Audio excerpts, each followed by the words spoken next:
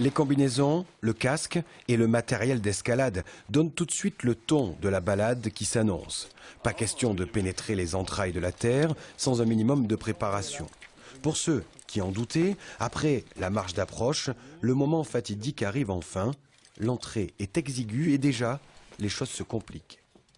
Oh, ça glisse là. Ouais, si tu peux mis un pied de chaque côté, normalement tu vas être plus en confiance. Accrochée aux parois, cette famille parisienne découvre un monde disparu depuis des millions d'années. Ici, sur le Cosméjean, il y avait la mer. Et c'est à elle que l'on doit aujourd'hui ce relief en gruyère.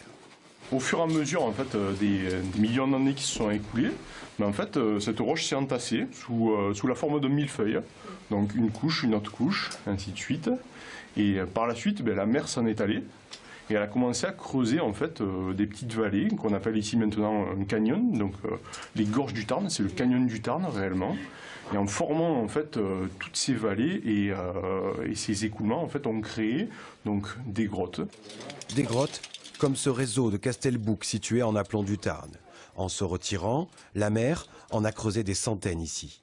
Et attraction terrestre oblige, lorsque l'on veut atteindre la sortie, il faut descendre en rappel le long du boyau. De quoi donner quelques frissons aux spéléologues amateurs. J'ai un petit peu le vertige, donc on va voir ce que ça va donner.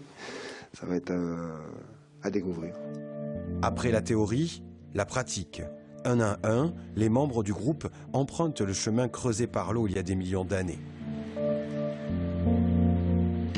La magie opère, au son de la rivière souterraine qui se rapproche, les spéléos oublient même le vide qui les sépare du sol.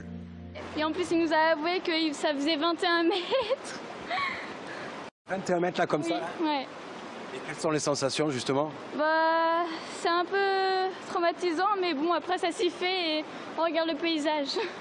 Après 2 heures d'effort, la récompense, le spectacle est incroyable.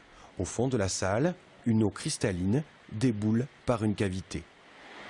C'est la suite du réseau, donc on peut accéder qu'en plein été.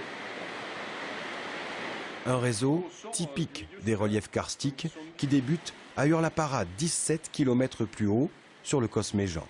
Et un peu comme M. Jourdain, cette famille de vacanciers vient de faire de la géologie sans le savoir.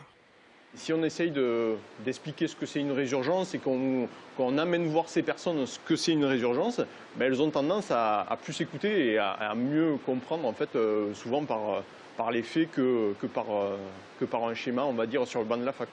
Découverte scientifique et sportive, la spéléologie attire de plus en plus de touristes en Lozère. Des vacanciers motivés par la beauté de la balade, mais aussi et surtout par l'expérience mystérieuse que constitue cette exploration des entrailles de la Terre.